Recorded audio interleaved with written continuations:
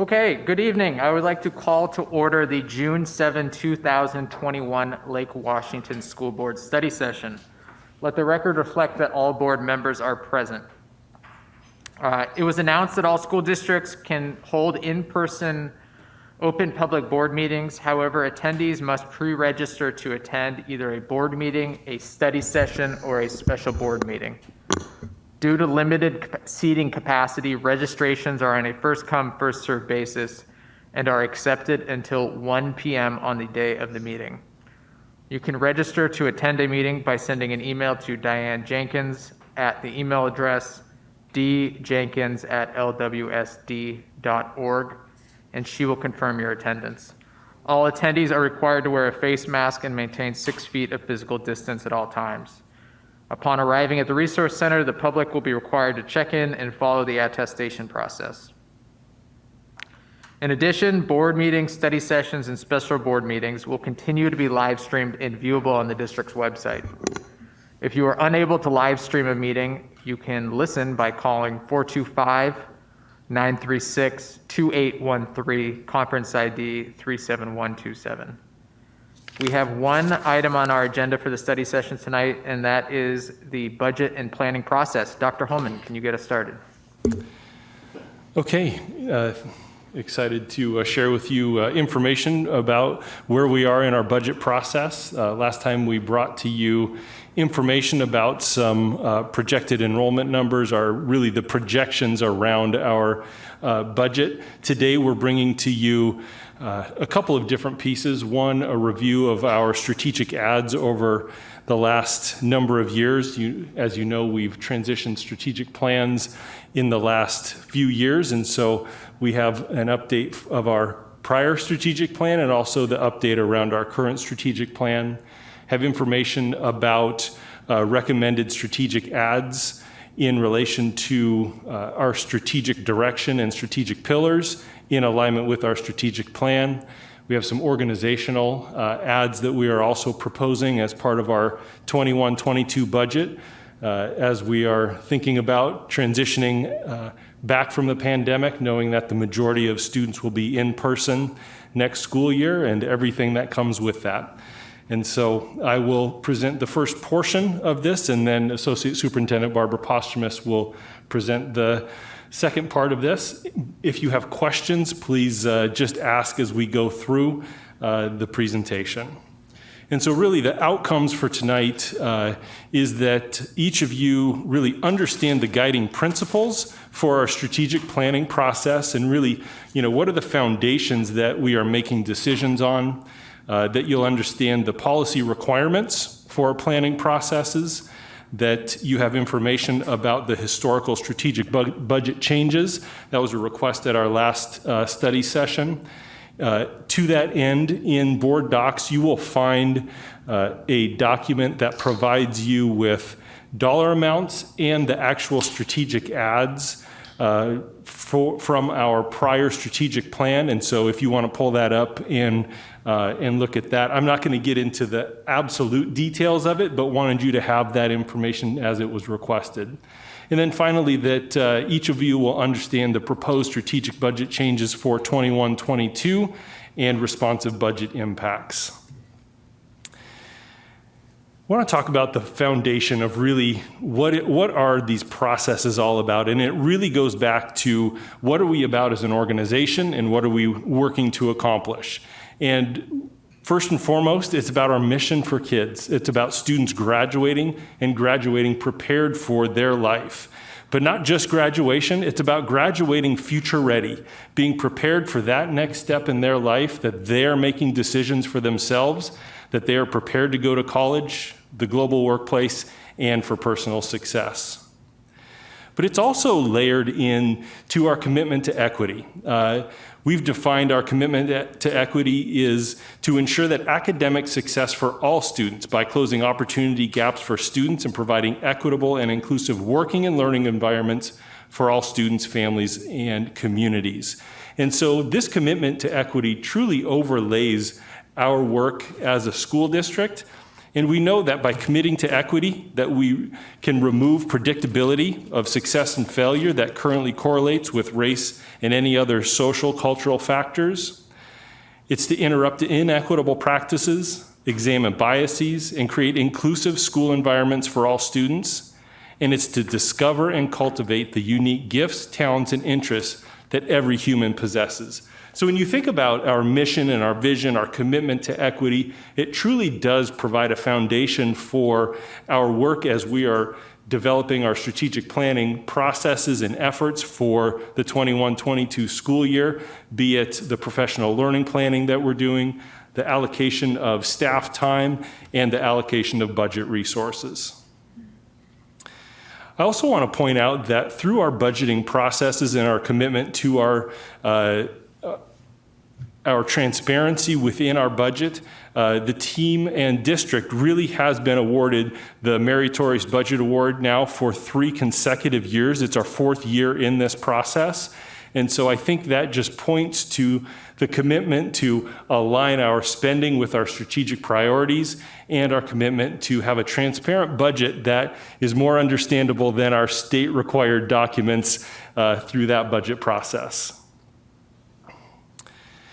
It's also important to know that there are different categories that we have to consider when we're thinking about leading and managing an organization, 4,500 employees, 31,000 students, and so on and so forth. And so there's a few different processes we go through. The process we talk primarily about when we're talking about the alignment of strategic efforts with strategic resource allocations is that middle bucket of strategic outcomes.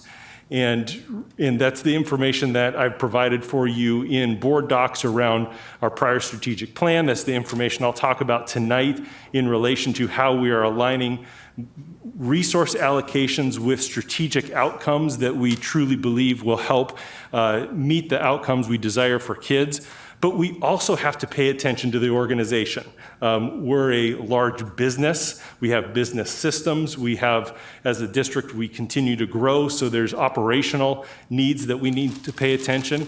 That's on that kind of left-hand bucket. And then in the right-hand bucket, we also have to pay attention to our contractual and handbook processes that we go through year over year. We're also in a unique budget situation as a district, and so just want to talk about that briefly. These are all foundational pieces that we have paid attention to as we've gone through this process. And so we know that we have a healthy fund balance right now, and it will help us as we think about funding our short-term priorities. And when I say short-term, that's really anywhere from 2 to 5 years, knowing that our budget picture is unique and that we need to pay attention to it, but we actually have dollars right now to meet some of the needs that we have identified. And so we know that currently our fund balance is projected to be around 90 to 100 million, closer to that $100 million mark as we start this next school year. We also plan to spend that fund balance, $20 to $25 million annually to meet some of those priorities and objectives. But we also know that we are going to need to right-size our budget within the next 3 years, and right-size means either reducing expenditures, increasing revenue, or a mixture of both of those. And then when we think about, what goes into the long-term projections, how are we planning in the short term, but thinking long-term? And so we know that enrollment is a key driver to our budget. As all of us know in this room, enrollment right now is not a easily projected thing, but we continue to engage with our community. Enrollment continues to come in, but we don't know when that dip is going to return, the loss we saw from this last school year. We also know that costs continue to increase, things such as insurance and fixed costs. Those pieces have to be paid attention to and planned for. And so you'll see tonight, we will talk about budget adds in terms of one-time or ongoing. Really what that is a budget planning tool, knowing that one-time costs can be spent over 1 to 2 years, but we don't consider them in the long-term projections of our budget, where an ongoing cost is something that we do project out into the future. So when you see a 4, a 5, a 10-year budget number, we are considering those ongoing costs as part of the budget. Knowing that our budget is kind of on that left-hand side unique right now, and knowing that we are purposefully spending down our fund balance, we also know that there's going to be some analysis needed of all of our budget allocations in the near future. This is a graphic representation that you have seen previously, but this really does demonstrate kind of where we are fiscally, knowing that the gap between expenditures and revenues is, that gap is far apart right now, and potentially flipped from what you really want it to be, with expenditures higher than revenue. And what fills that negative fiscal gap is our fund balance right now. I want to talk a little bit about policies and procedures, because I think it's also important to ground us in, why we are going through this process, why, but also how. And there's really a theory of action when we think about board policies in relation to our strategic planning efforts. And that really is that if we implement the strategic efforts within the parameters of the operational expectations, we will continue to make progress towards accomplishing the board's results policies. So it isn't that we just have a strategic plan that sits in isolation. We actually have a strategic plan that is aligned with what we truly believe will help us achieve the board's results policies, and always within the parameters of the operational expectations. So those are all connected pieces as we think about budget. We have administrative policy that directs the process and some of the product that we produce as we go through the budget cycle. This talks about some of the different parts and pieces that we must go through, some of the timelines that are associated with the budget, when budget documents are due and when they need to be turned in. And so Policy 6000 directs that work for us. We also have operational expectation around financial planning, and I think the opening statement in this policy is key. It says the superintendent shall develop and present to the board a multi-year financial plan that is related directly to the board's results priorities and operational expectation goals, and that avoids long-term fiscal jeopardy to the district. I believe that's what I was just describing as we think about the strategic plan really aligned with the board's results policies and the achievement of those, and the knowledge that we actually have a fiscal situation that we need to deal with in the near future that we're paying attention to, but purposefully spending down our fund balance right now.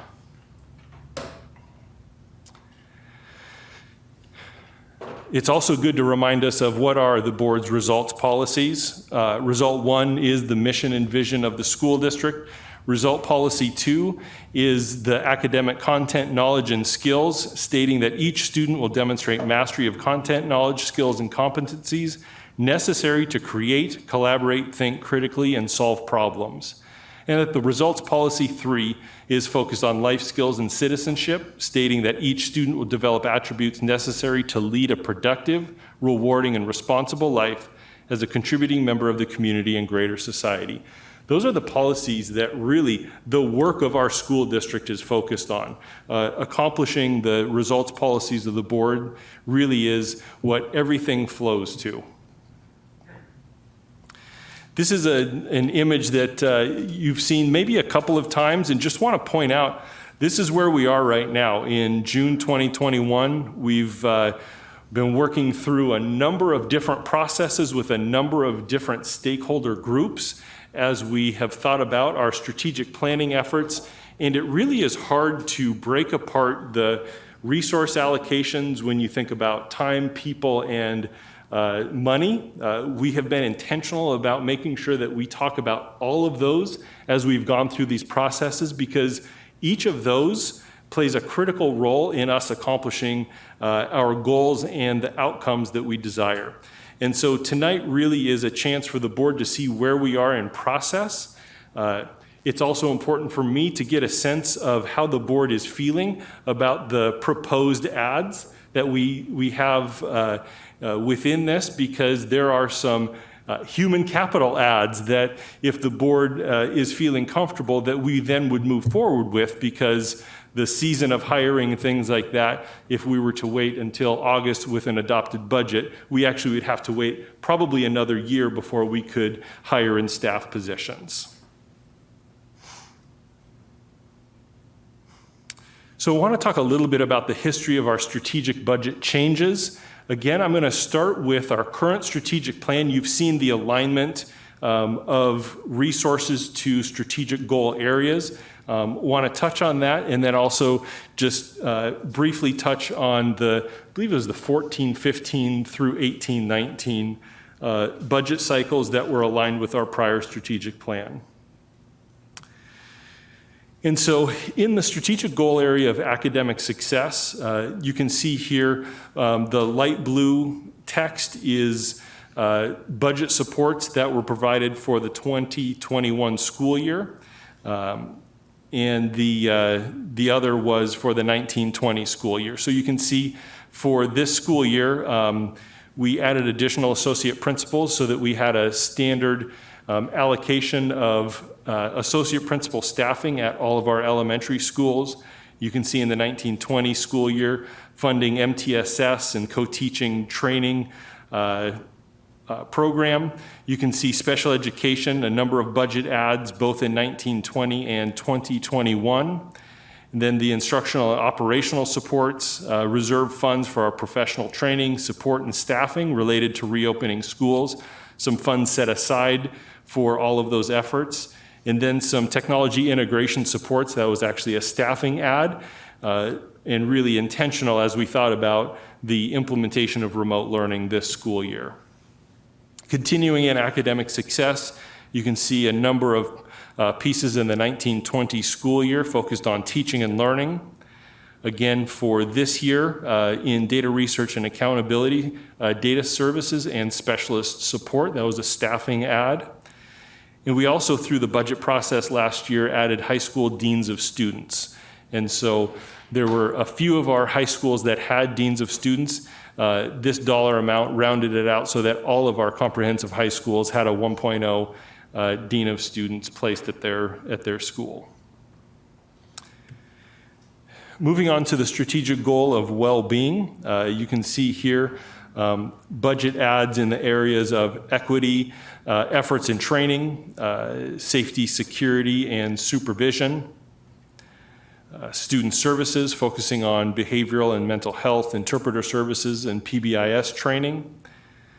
You can see health services support for our school nurses, athletics and activities, focused on summer athletic and management, activity stipend alignment for both cheer and dance. In the strategic goal area of community engagement, you can see a number of communication supports to focus on this goal area. With the add for the 2021 school year was really the addition of a website tool to ensure accessibility. In the strategic goal area of excellent staff, you can see in the 1920 school year an ongoing add of human resource classified recruitment support. And if I remember correctly, this was when we added a director level position plus a classified position to support our classified recruitment in human resources. You can see we have adds in the professional development area, some substantial adds in that area from our professional learning management system support, which was a staffing add, but also our paraeducator certification program development and training, substitute safety and technology training, and our new teacher support program supports. And then when we look at our effective use of resources, we have budget adds within our business services program, our facility maintenance, our technology services, and data research and accountability. So it's just kind of a review of the last couple of years of budget process. And you can see here over the last 2 years, we've had in 1920 about $5.2 million worth of ongoing ads. And if you recall, an ongoing ad is something that we assume in all of our long-term budget projections. We had one-time ads of $1.5 million. And then in 2020, $3.6 million of ongoing and $6.1 million of one-time ads in the budget process. When we think about our strategic plan 2014-15 through 2018-19, again, in your board docs study session packet, you will find a document that really kind of line by line outlines all of the different items that were funded through those processes. During that point in time, we had about $24 million worth of ongoing budget ads through our budget process, and about $6.2 million worth of one-time ads across the goal areas of ensure academic success for every student, provide safe and innovative learning environments, recruit, hire, and retain highly effective personnel, use resources effectively and be fiscally responsible, and engage our communities.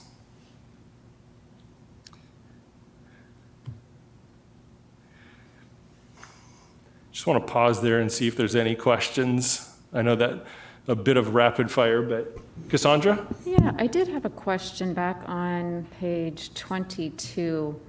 You mentioned a system that we put into place for better accessibility for public records. Would you remind me what that is? Yeah, so this was our website tool. And Shannon may be able to speak more eloquently, so if I misstate this, fill us in.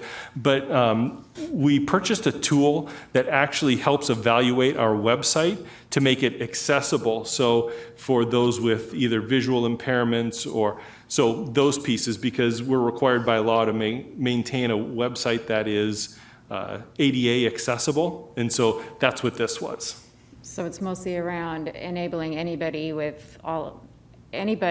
and all abilities to be able to access our website. Correct. Okay, So thank there's a number of pieces that we have to pay attention to for ADA accessibility within a website. Yes. Thank you. So it's audio eye, it's on the website, if you go to the right-hand side, Mhm. the bar, toolbar that shows up, and that will help you access it. That works with screen readers and other accessibility tools. So on the right-hand side of, hold on, I just have to look really quick. It looks like a little person, Okay? click on that button.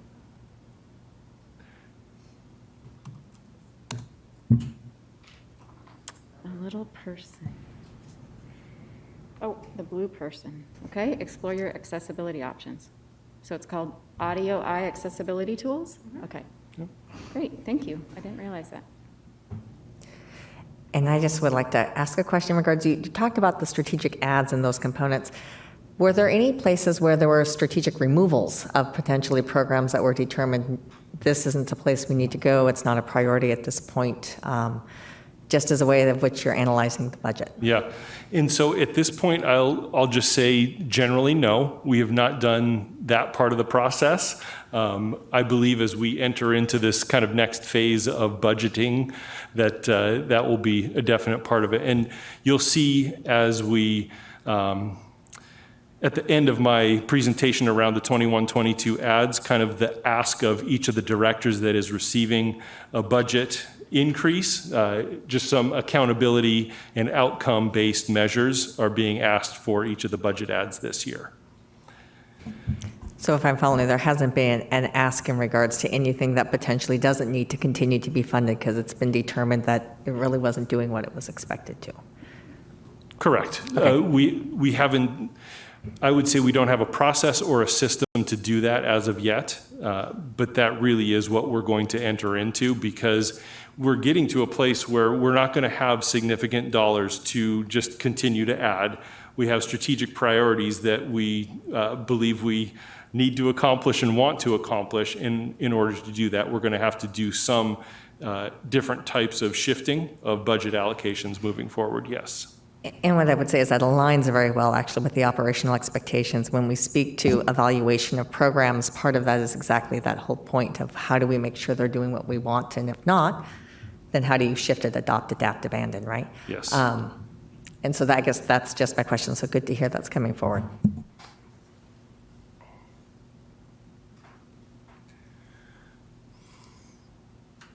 Okay.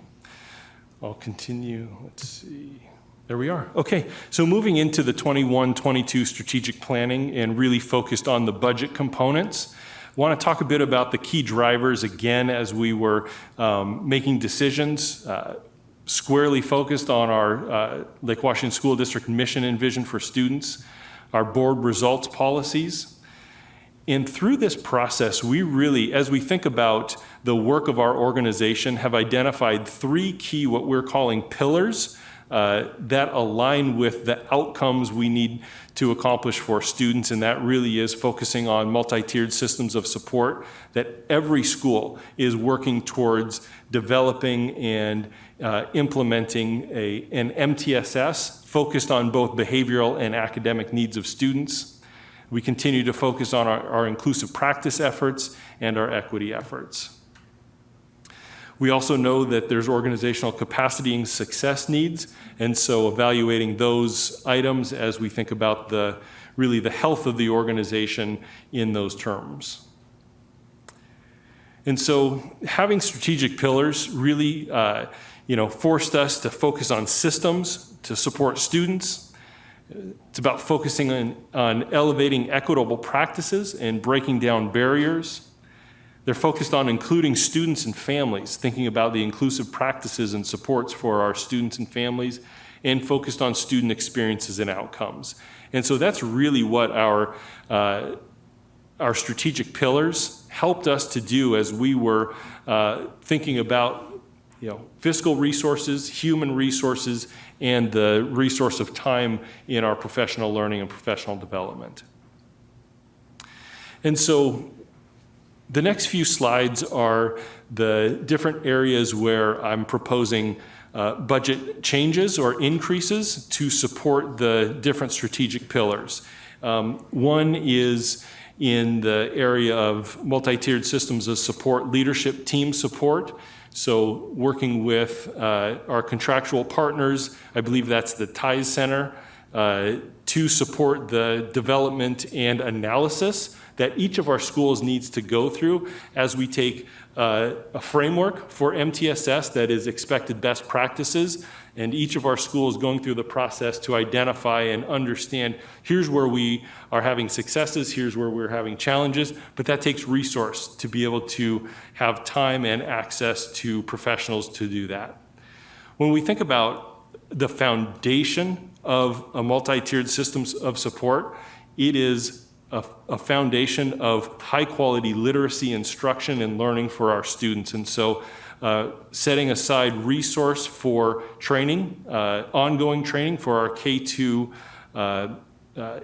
teachers, because we know that without having an ongoing training and support system for our early elementary teachers, that foundation won't be achieved to the degree that we need it to. We also know that best practices modify, change, and we also know that staff change. And so continuing to focus on what we know are foundational literacy skills, and when we think about in a few years, a new elementary literacy adoption, this really does help set our early elementary teachers up for success in that program.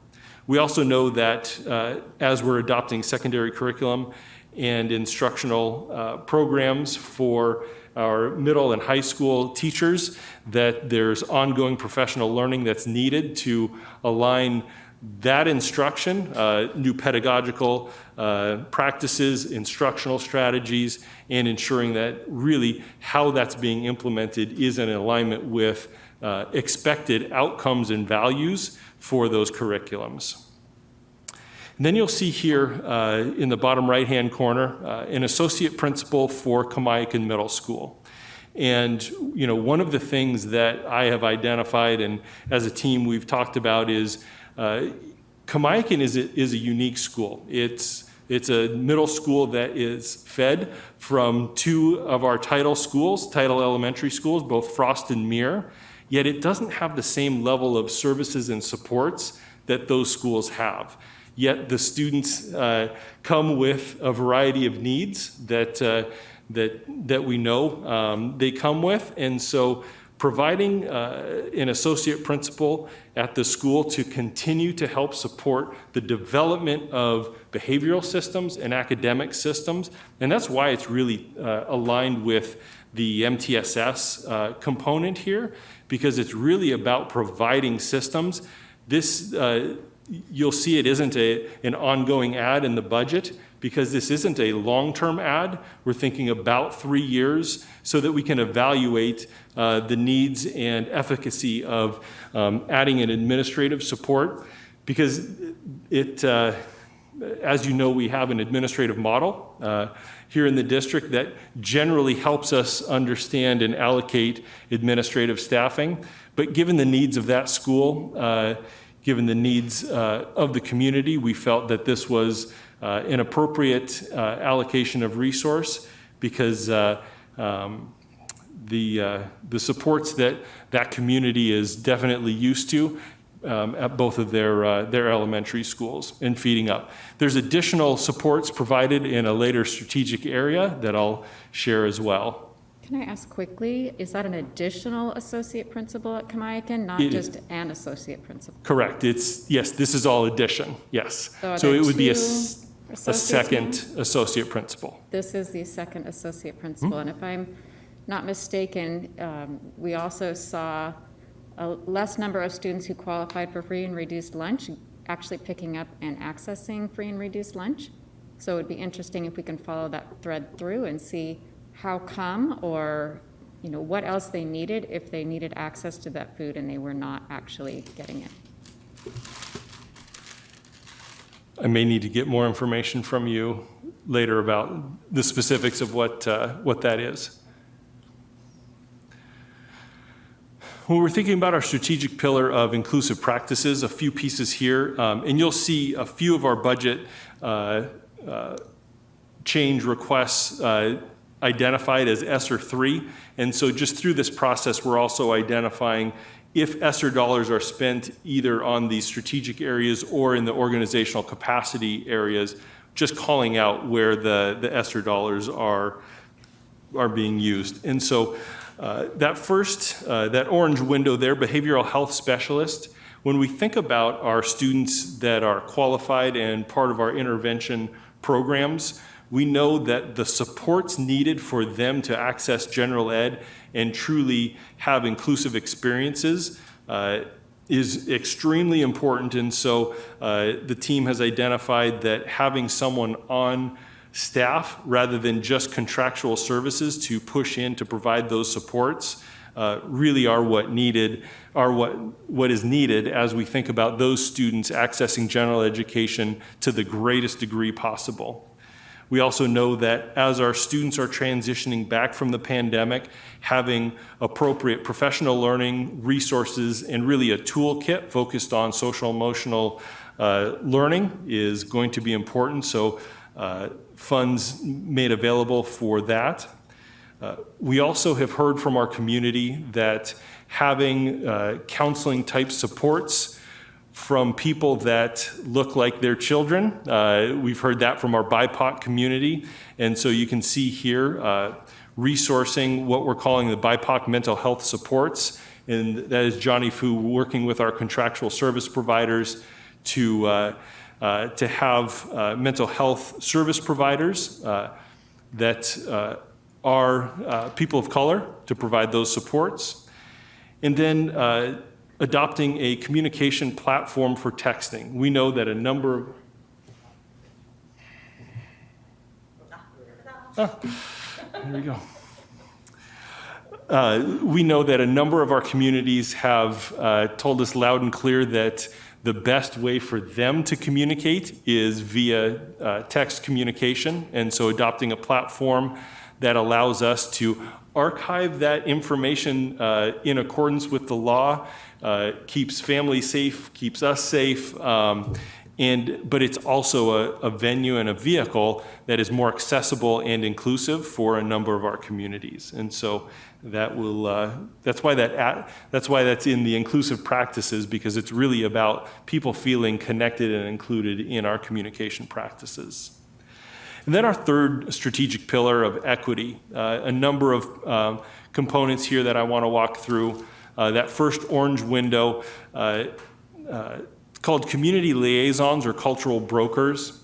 It's really funding to support, and if I remember correctly, it's 36 individuals from the community, and it really would be individuals from across our community to provide supports for families and students for unique issues and concerns.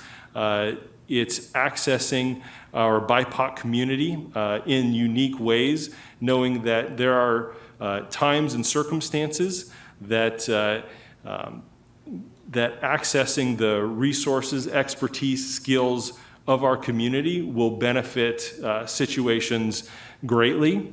But we can't just have 36 people without direction and leadership support. And so that gray window is actually adding an additional family engagement and community outreach coordinator to provide that ongoing oversight and support for that team, and ensure that the support and resources that they're providing is really in alignment with an overall overarching strategic mission.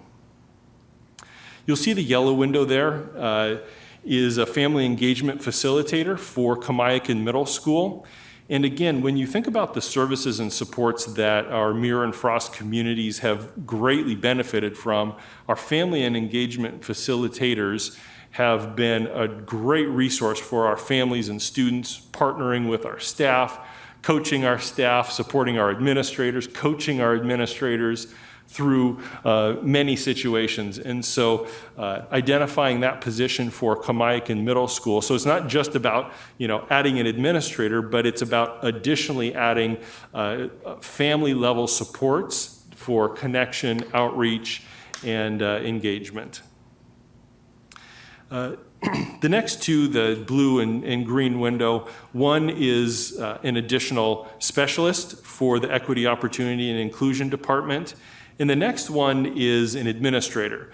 And right now in the budget, it's not a long-term add, because what we're looking at is how do we provide some immediate support for that team as they are developing really kind of their strategic plan for communication purposes with the overall district and community, in alignment with really the work of the department, but also the work of accomplishing our mission, vision, and results, outcomes that we're looking for. And so it says administrator. We haven't identified whether that would be a principal on special assignment or a different level of administrator for that department.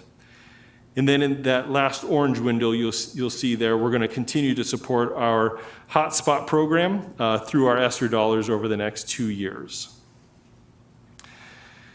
And so you can see here one-time ads, ongoing ads, but going from left to right, you can see our strategic pillar of MTSS is funding of a total of $1.1 million in the 21-22 budget.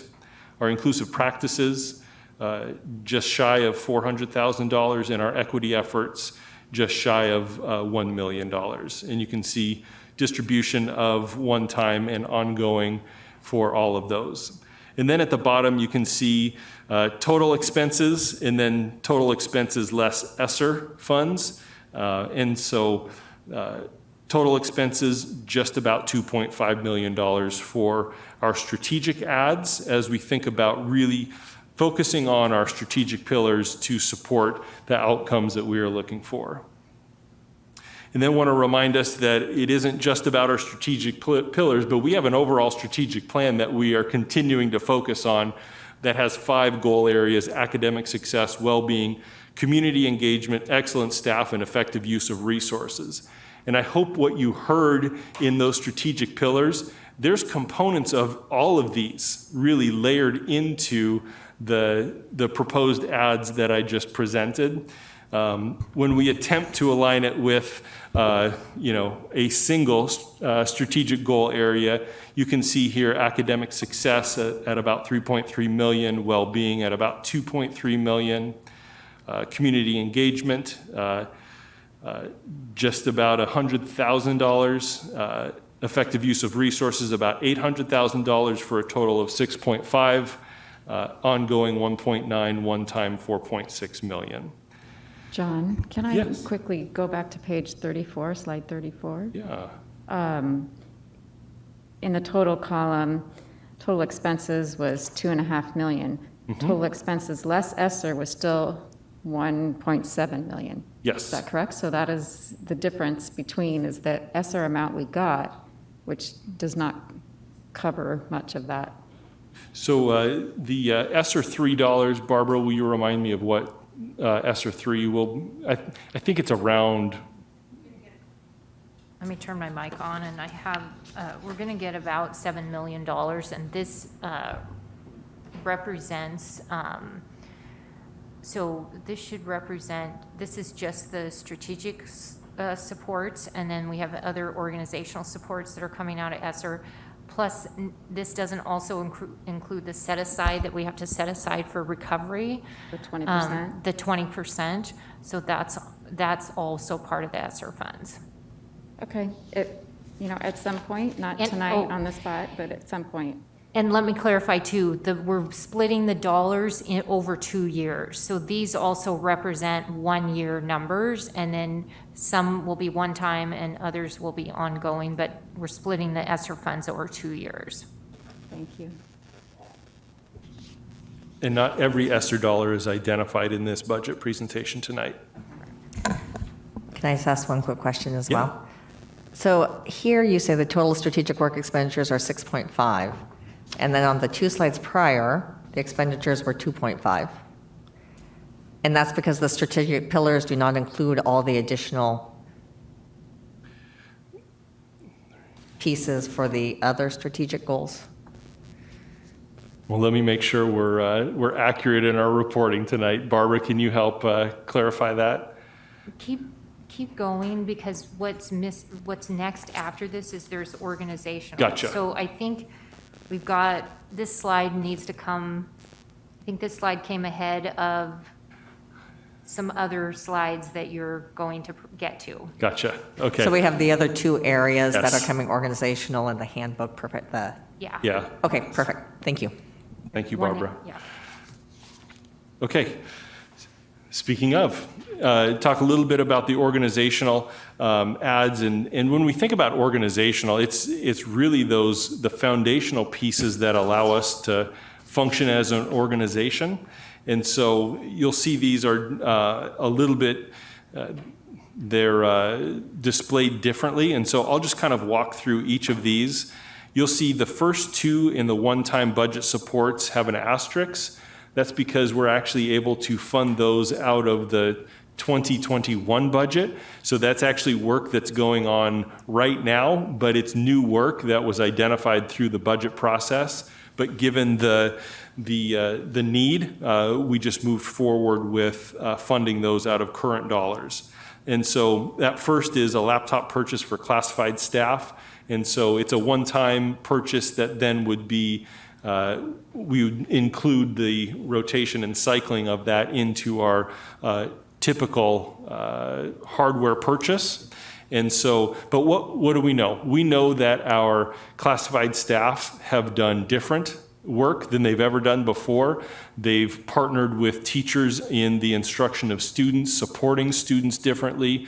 We know that centrally we've had our classified staff working at home remotely, and that's been very successful. And so our classified staff, and this is something I hear from all of our administrators, is they have stepped up and done work differently and very successfully. And so as we think about them transitioning back to, maybe a more typical school structure with more students learning in person, we also know that providing them with the tools and resources to continue to provide those high levels of service is going to be important.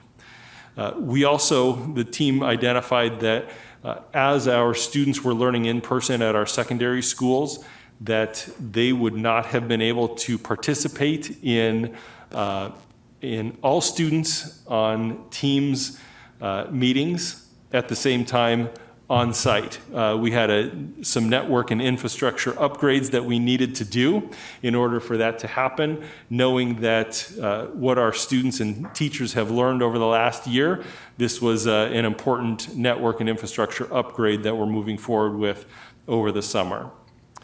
The next set, and then on the ongoing budget supports, are all 21-22 budget supports. Our business services team has identified some additional dollars needed just to be able to process our free and reduced applications.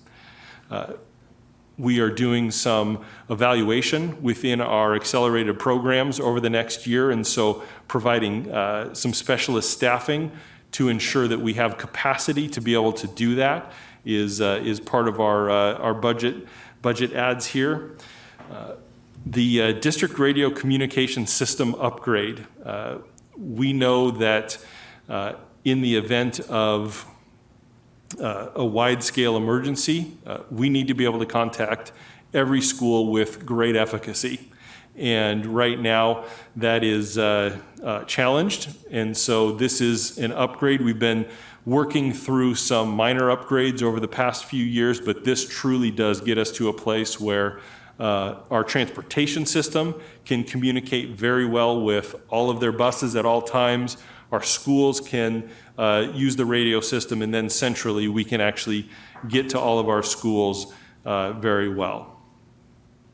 We know with the passage of legislation, I believe it was last year, around fee waivers for students qualified for free and reduced lunch program. And so this really is about a planned reduction in revenue, knowing that for fee waivers, we'll be planning for those fees. We also know there's a potential ASB impact.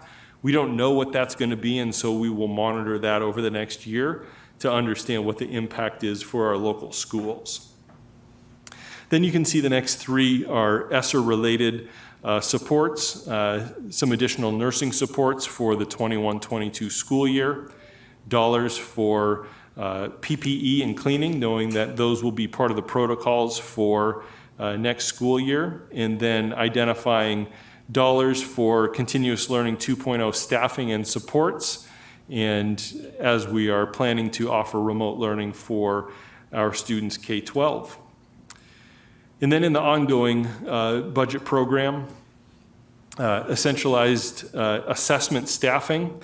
And so many of you have either seen or heard from community members around our SAT and things like that. We actually don't have someone that centrally is assigned SAT as a category of work. And so, but there's a number of different parts and pieces of assessment that really don't have the focus and kind of dedicated energy that's needed. And so centralizing that, and really it's, there's probably 4 or 5 departments that have a need for someone to have a more focused eye on our assessment program moving forward. The second item there, the data warehouse staffing. In our prior student learning management system, we built out a whole program for our staff to be able to access professional development, how-to tools, tips and tricks, but also instructional resources. It was a very robust set of resources for our staff. Well, we're transitioning that over to the Office 365 environment, but that takes a technical bit of expertise, and so identifying staffing for that so we can actually build out and provide our teachers with the same level and enhanced levels of access to the tools and resources for that they need for instruction. And then as we increased our ratio of 1-to-1 laptops for our students, so comes a need for increased staffing to be able to support those additional laptops. And so the technology staffing to support increased 1-to-1 ratio really is our TSS program that is on site in our schools to provide that support for our schools and students and their laptops. And then this last item, payroll staffing.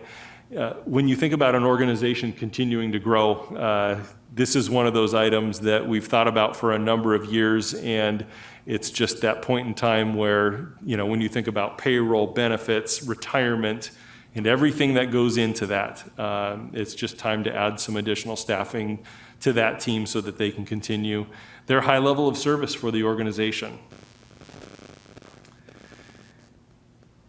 And so in that, for the organizational budget supports, I'll just give you a moment to look at that. You can see kind of outlined by department. And the school support, those are the dollars for the Continuous Learning 2.0. Could you just speak briefly to that? Because I think there's a lot of confusion around what 2.0 is. So Continuous Learning 2.0 is the next phase of remote learning. The state has defined what Continuous Learning 2.0 is. It's 70% live instruction, 30% asynchronous. That is one of the criteria for it to qualify under the state rules for instructional hours. And so, and I'm going to speak to this in my superintendent's report a bit tonight, but that's work we're doing right now to be able to plan for that. I'll share some data tonight around, who's interested and things like that. Sounds great, thank you.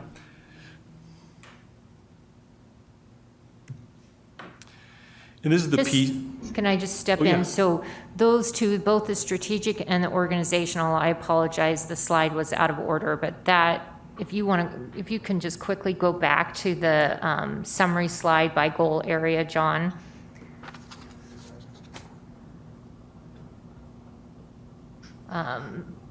Slide, I can't read the numbers here. 137. Thanks, Cassandra. So, yeah, so that slide is a summary. The 21, 22 totals is combined strategic plus the organizational. So,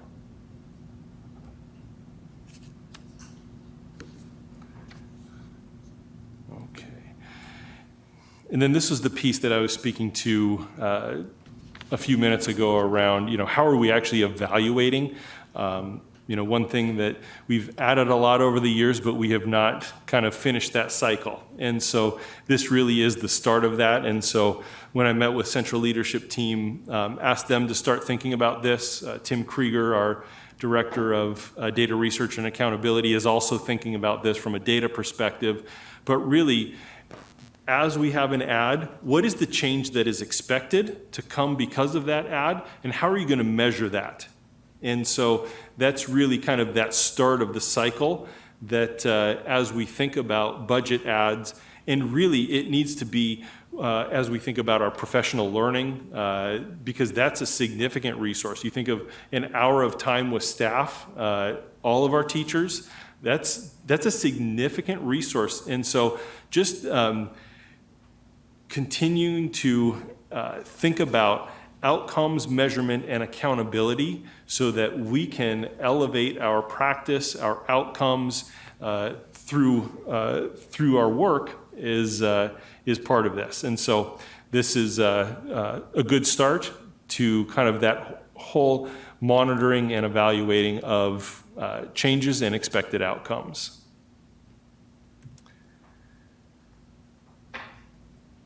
Mark? Quick question, and I always hate suggesting this in an organization because I'd rather have the internal people who knows the hell's going on.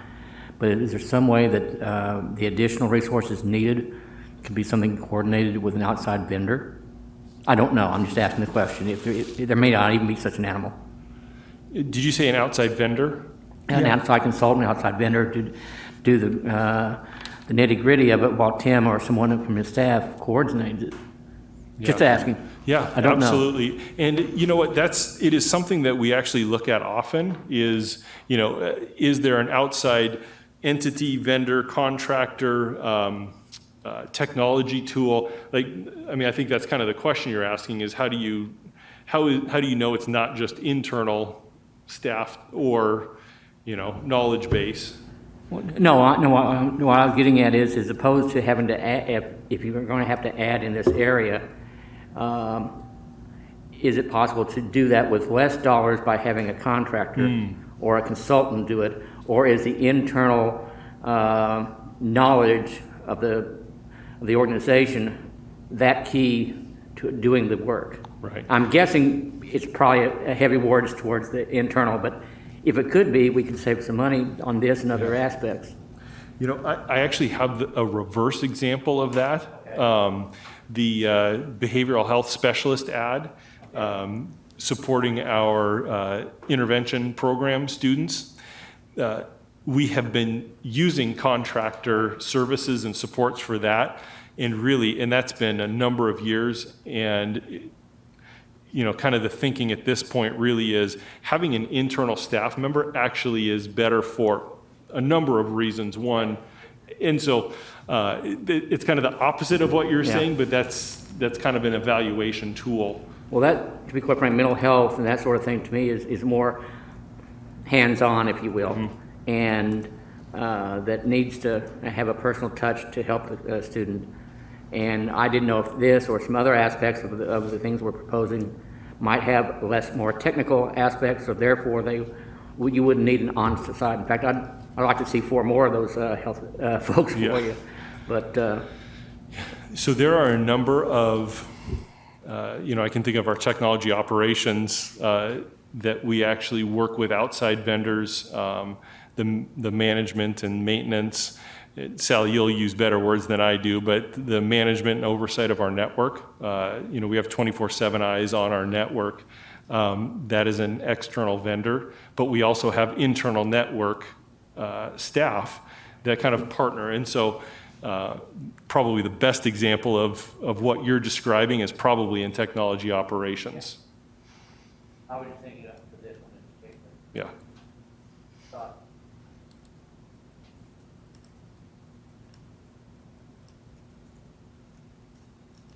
Okay, so the next set of slides is Barbara. All right. And John, you'll have to do so we're going to go over just a very high-level preview of what our draft budget. We are still crunching numbers and getting it into all the formats that we need, but based on information that we have today and the changes that Dr. Holman has talked about and our enrollment projections, we are putting together our draft budget, and we will present the detailed draft budget to you on June 28th, but wanted to give you kind of the high-level preview of that. So I'm going to have Chris talk to you about the enrollment changes. We shared with you back in March some initial thoughts, and we've updated those. So I'll go ahead and have Chris start on the enrollment changes. So hopefully my mic is working. Can everybody hear me? Okay, I good. think so. So enrollment is a key driver of both revenue and expenditure. So we just wanted to update you on what we shared from last March, April, and what we're seeing now. Just a reminder that the numbers you're looking at are annualized average FTE numbers, not head count. The annualized average FTE is how we're funded by the state. So you can see that our budget for 2020-21 was a total of 30,854 FTE. We are currently, I think last April we shared that we were projecting to be down 975 FTE from that budget. We're currently about 961 down from that, so we were pretty close. And we're coming in at 29,893 as our actual number for this year. And if you remember, back in April, we were projecting another decrease for next year's budget of about 300 more to put us at about a decrease of about 1,288 is what we were saying. We've updated that number to show that a reduction from budget to budget of 1,077 FTE. And the reason for that is because we've seen our kindergarten enrollment registrations come in higher than what we were projecting. So we were initially saying kindergarten enrollment would be around 1,750. We're seeing numbers, we're probably going to come in close to 1,950, so it's about 200 or more. And So- I'll just add to that too, that it still isn't where we need to be with, I mean, our normal kindergarten class is about 2,300. So while our projections are up, they're not where we were pre-pandemic. So, yeah, so budget to budget, we're projecting a total decrease of 1,077. Most of that's in your elementary grade levels, with senior high actually going up. Projections are showing senior high going up. This chart doesn't have our 500 enrollment contingency, but that will get built in and we'll have capacity if enrollment comes in higher. And then, of course, this is a conservative estimate on enrollment. We, because of how the enrollment is driving out our funding, we don't want to overcommit resources. So we tend to be conservative with these enrollment projections. Hopefully, we come in higher. But elementary budget is based on projections, and secondary is based on actual registrations. And right now, those registrations are in line with the projections. Let's see. That's it for that slide. And then these are our other enrollment changes. CTE is, we get an enhanced funding for CTE, but it's part of our overall enrollment. We saw an increase in CTE enrollment this year, so we're projecting that to continue for next year. That increase was a total of 225 FTE.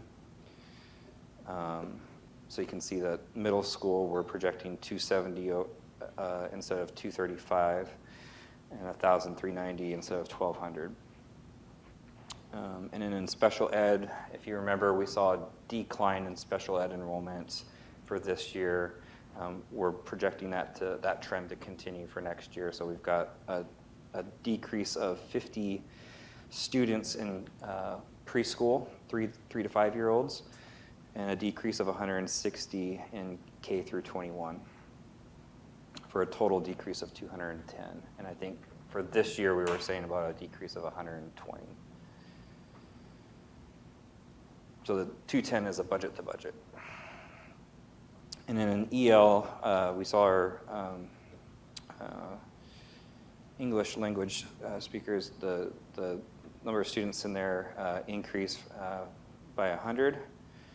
Or I'm sorry, this year we saw EL numbers going up. We conservatively estimated an increase of 100 for next year, with our exited students will go down. And in exited students, the state will fund us for 2 years after students exit the program.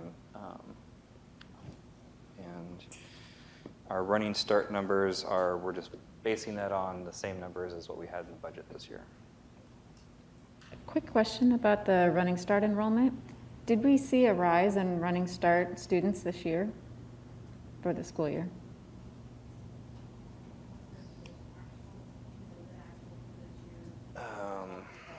Not off the top of my head. You don't have to answer it tonight, but it seems to me that we did have, maybe even just anecdotally, I know a lot more students who participate in Running Start.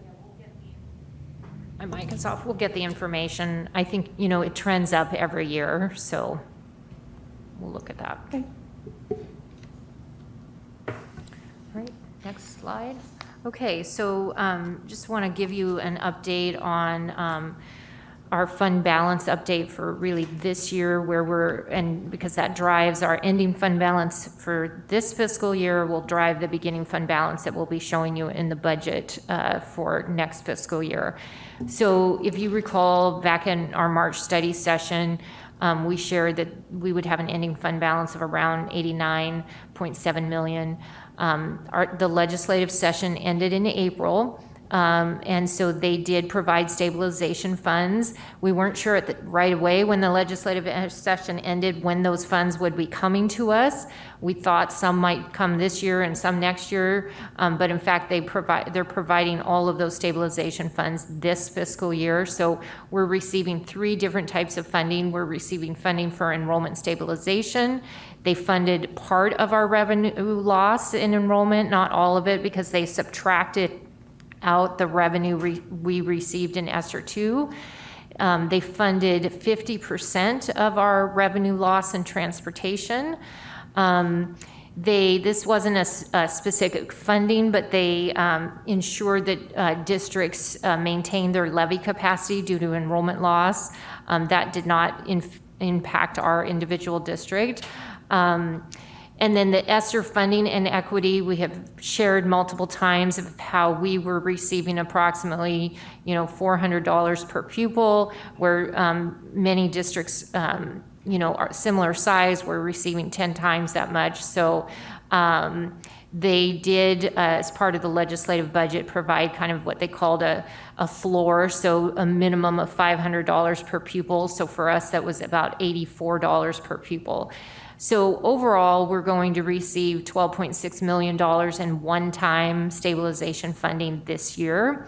So that, and then also in March, we hadn't finalized our secondary plans for return to school. And John mentioned some one-time spending on technology that we're going to be doing this summer. So this additional revenue plus some additional expenditures, we're going to use an estimated ending fund balance of about $101 million for the end of this year and the beginning of next year.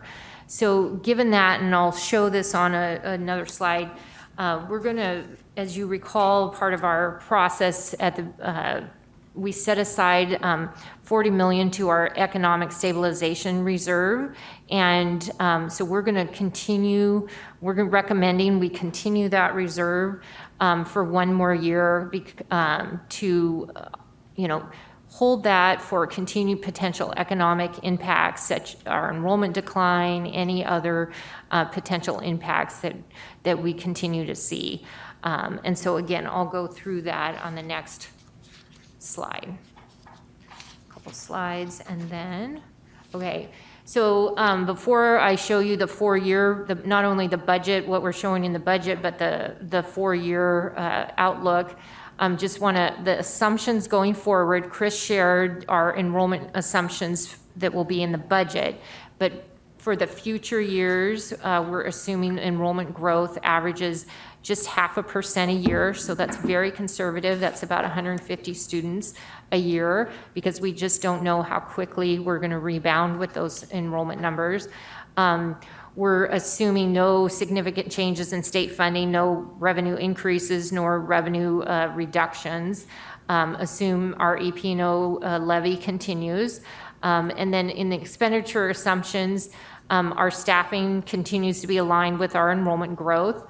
As we do every year when the state provides funding for our staff for either COLA or benefits or retirement, then we have local costs because we hire more staff than we are funded for from the state. So there's always ongoing local costs. So those are incorporated into the long-term budget.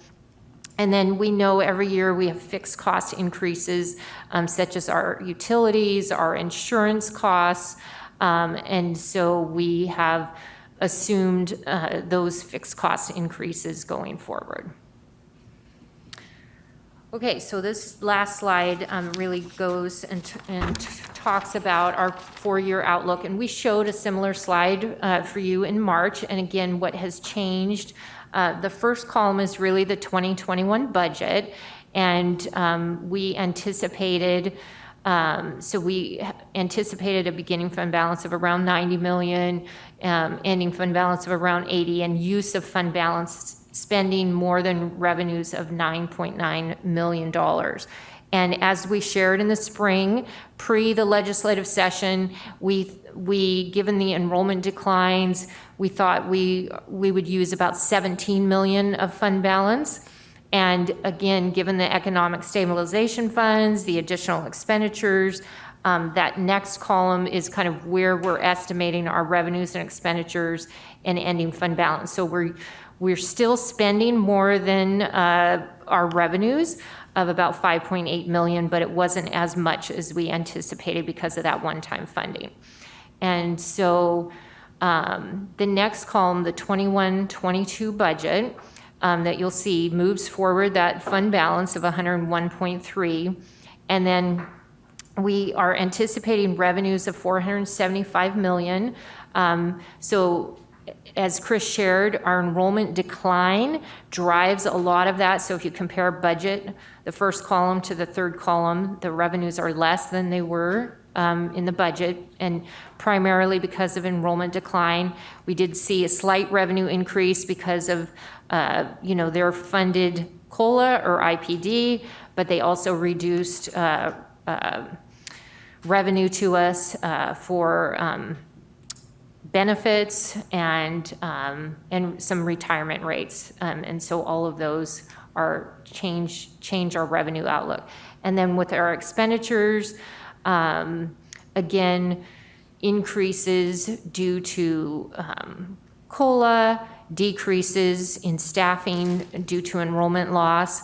And what I want to say too is when you're declining enrollment, you're not able to necessarily reduce the same amount of staffing that you lose in revenue. So we're losing about $16 million in revenue, but we are only reducing staffing by about $9 million. So that's the challenge when you're declining. And then we have our fixed cost increases, our strategic ads that John talked about, are made up of that 500 million expenditure number.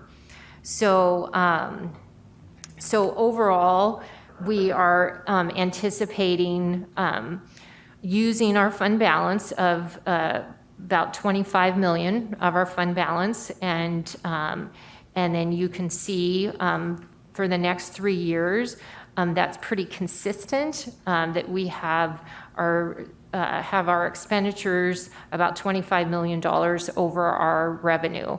And so by the time we get to 24-25, we will need to bring our expenditures back in alignment, either by reducing expenditures, increasing revenues, or a combination of both, in order to get our fund balance or maintain our fund balance at the 5% minimum requirement, which is around $25 million.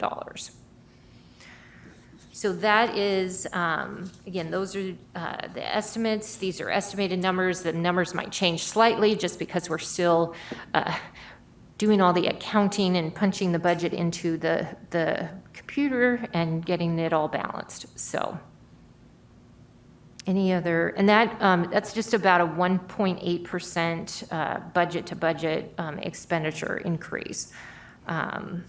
So any questions?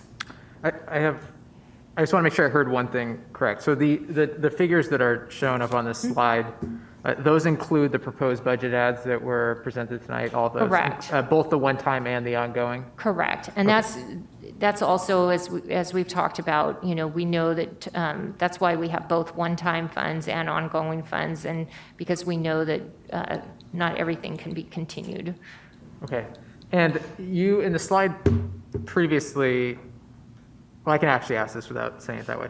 The expenditures and the projected expenditures going forward here, that assumes that staff compensation remains at what is currently negotiated, right? It assumes staff compensation per our negotiating agreements. It also just assumes long-term, because we know that about 1% of our budget, each year, that we need to provide for, local compensation going forward. So there is a kind of a set aside, knowing that there's impacts as we go forward. Okay, I understand that. I'm going to ask one more question, if that's okay. Okay. Okay. You estimate that revenues for we estimate that revenues for this coming year, 2021, 2022, will remain below what was previous revenues that came in because enrollment's going down. And then in 2022, 2023, it appears that our estimate is that revenues will then essentially be back to what they were before in broad terms. Is that because we are assuming or estimating that enrollment will in 2022, 2023 return to previous trends or levels? So it's a combination of every year we assume both increased revenues and increased expenditures because the state provides a IPD, a COLA increase. So we receive revenues and expenditures for that. There's also increased revenues and expenditures relating to a small enrollment increase. That was the 0.5%. So yes, that provides for increased revenues and as well. Okay. I ask all these questions to Yeah. get to I guess it's a question/point I was going to ask, which is, we set aside the reserve economic impact for one more year. We budget it for one more year. And I wonder whether that's something we should be thinking about continuing for multiple years of spending it down, but continuing to set some aside in this, a more restricted account to budget for frankly, the continued uncertainty as to what our enrollment's going to look like going forward. Yeah, that was part of the recommendation, is to keep it in there at least for next year, and then we Yeah. you can see we've kind of brought it down from 40 to 30, but that's just a recommendation that That seems sensible. we can continue to discuss that, but yeah, and because it's still unknown kind of what our enrollment impacts are, what other impacts we just don't know for next year. So, Right. And there, I think it's fair, is it fair to say that there is more uncertainty than there normally would be for even years going forward? Okay. correct. Okay, thanks.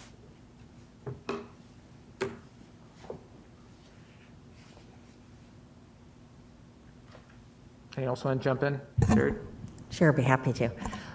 So as I look at the 4 years, and there's the comment that we need to bring these expenditures back into alignment there at 4 years out, this is partially why I asked the question that I did as to how are we strategically looking at where we're spending our dollars now to assume if there's some places we could be doing, because we can make shifts at this point in which to be able to thinking through it, recognizing where next year is in regards to it's a little more unknown. We have a lot of different pieces that you're trying to work out through making back. I could understand why it's not, but I would be very hesitant in which to support a budget that continues to allow a negative fund balance, because I honestly think that goes against our policy, even 4 years out necessarily, without good cause.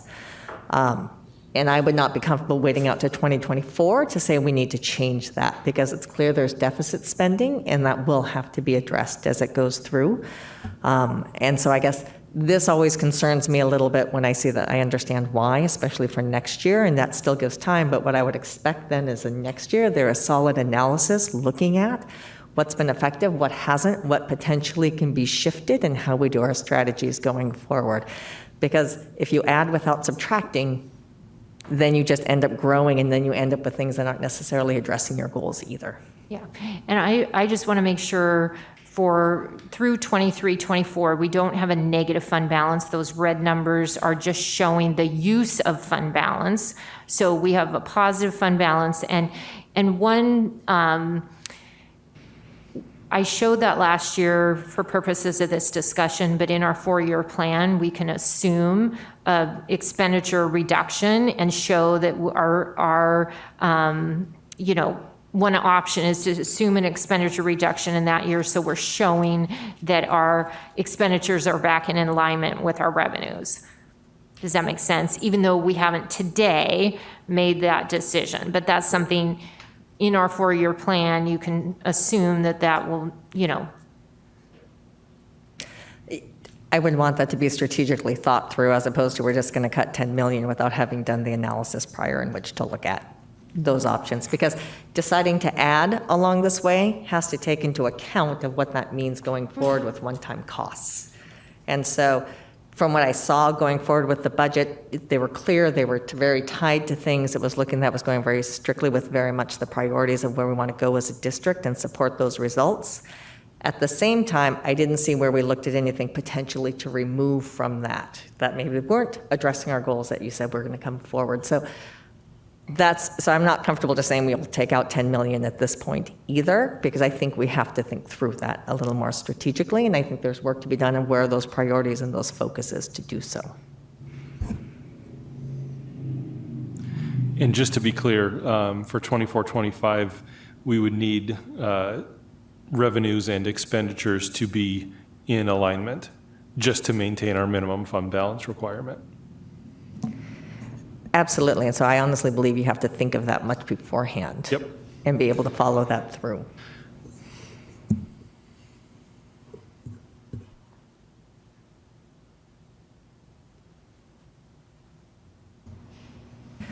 But I will say I greatly appreciate the way you did it. I mean, tying it through, this would be the piece I would say is that it does show the tie back and where those dollars were put.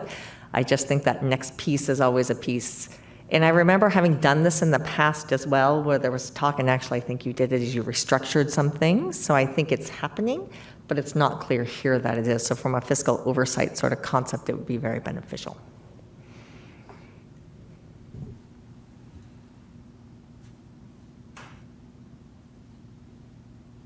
I just have another thought. It's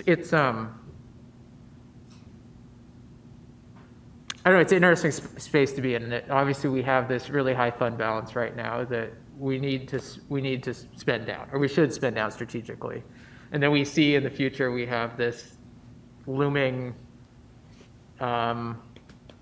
deficit. And it's just it's an interesting space to be in. So I don't have anything else to say beyond that.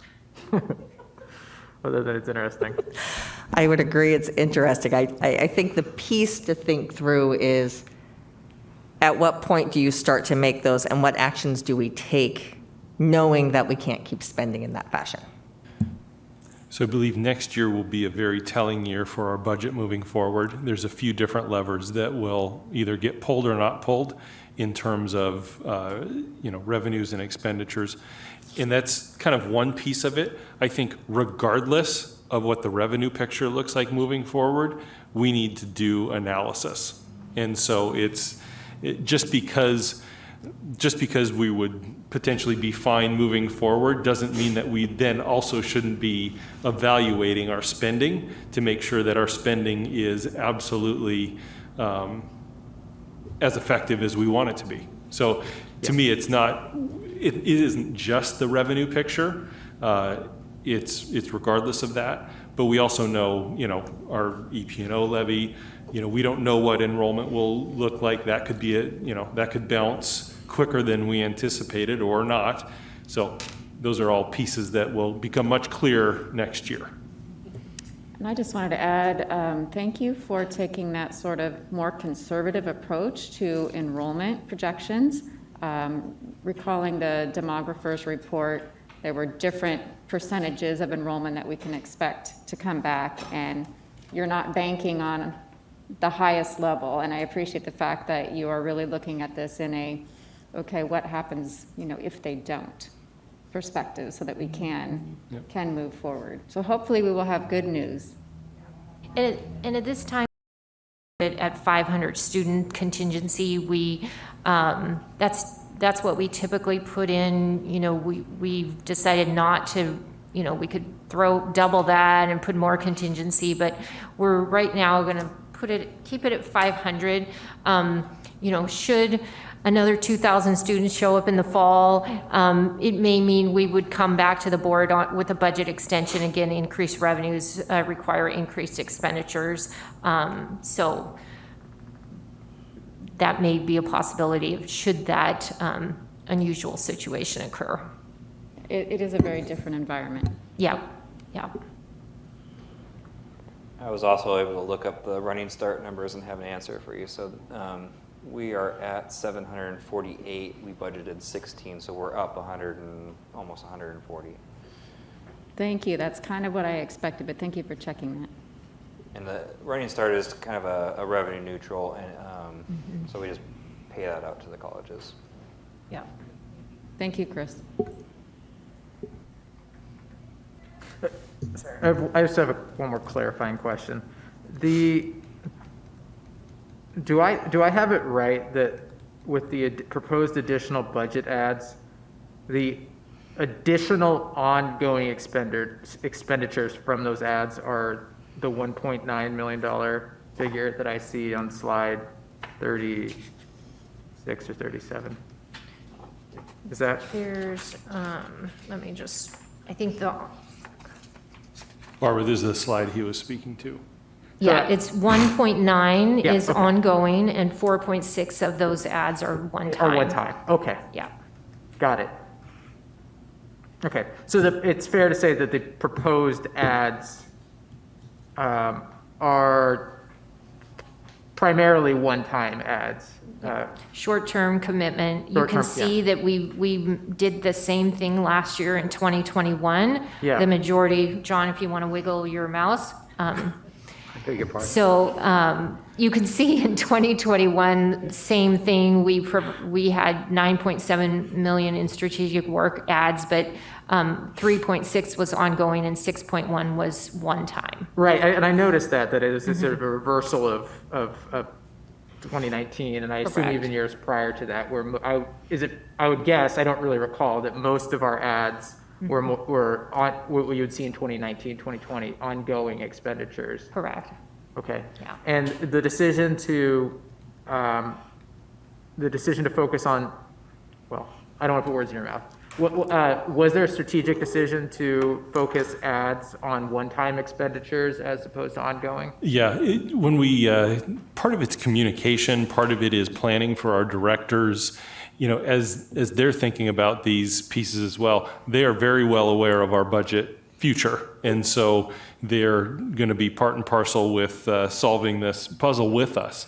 And so being strategic about, you know, communicating, this is a short-term ad, either 1 year, 2 year, 3 years, versus this is an ongoing piece. And so yes, it was strategic, purposeful in what we selected, but we also know, given that budget outlook, really everything is one time. I understand. Okay, that seems sensible to me. Okay, thank you. One quick point I think we ought to all be thinking about. Cassandra's done a great job with all of our legislators locally too, and I know that reaching our federal legislators is a bear. But I think that one of the things we need to be aware of, and I think it's all of our jobs, not just Cassandra's, to try and reach out more to Patty Murray, because unlike previous years, we're having some robust numbers added to the Department of Education. And I think we ought to be really going through that budget of theirs with a fine-tooth comb to see where there are grants available, where there are programs that never before even thought of, that we might be able to get some funds for whatever projects we're looking at. Just a thought. It's better than having a bake sale.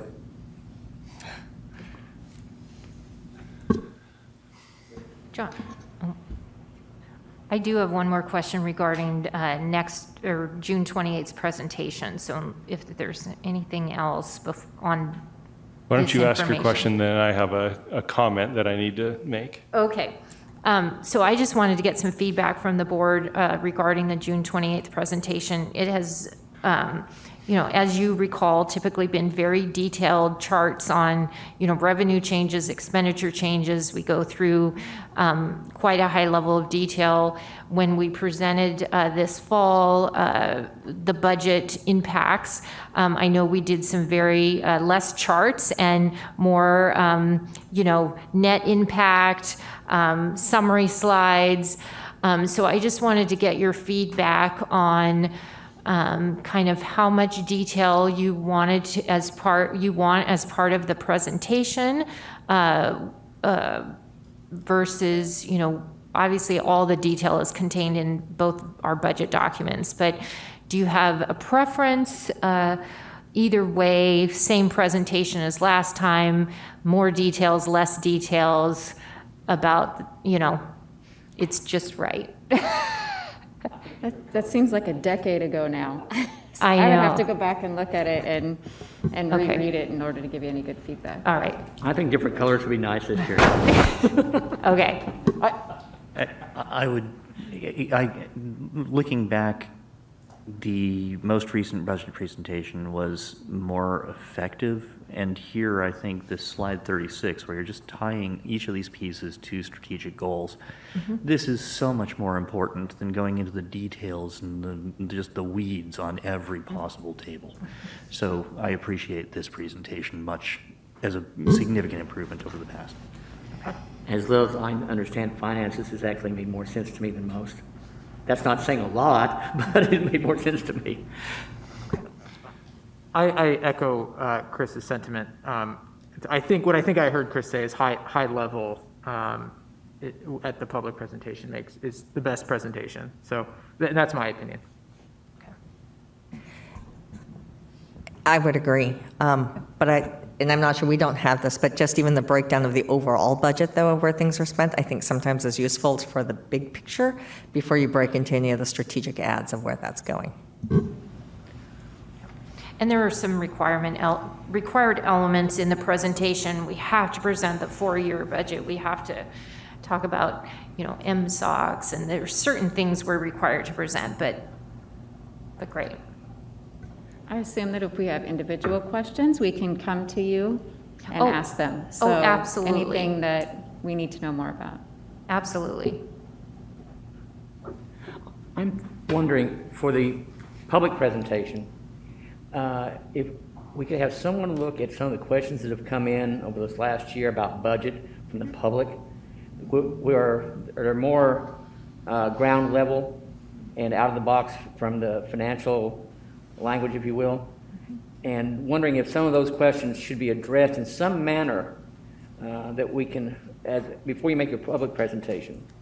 Because then, okay, we've answered that question. We answered your question. Just a thought. I mean, especially the ones that are, you don't want to talk down to anyone, but perhaps as you address it, you can say, this is what it means. Or this is the impact of what you're asking for. Just a thought. Okay, thank you.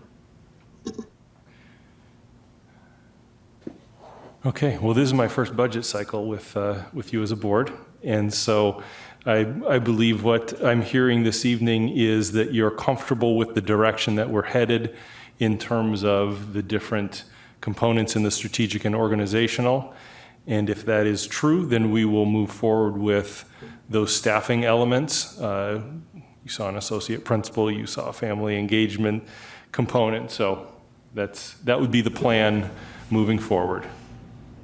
If there's any way, as you're looking at the budget, the mental health issues, I think given this last year, if there's any way to increase it, whether it's by the extra contractors or whatever, I think that would be money well spent despite our deficits or despite our loss in revenue. I think that we're going to have some need for that. Yeah. And I want the community to know that we're thinking of their kids in that respect. Just a thought. Yeah, thank you. Okay.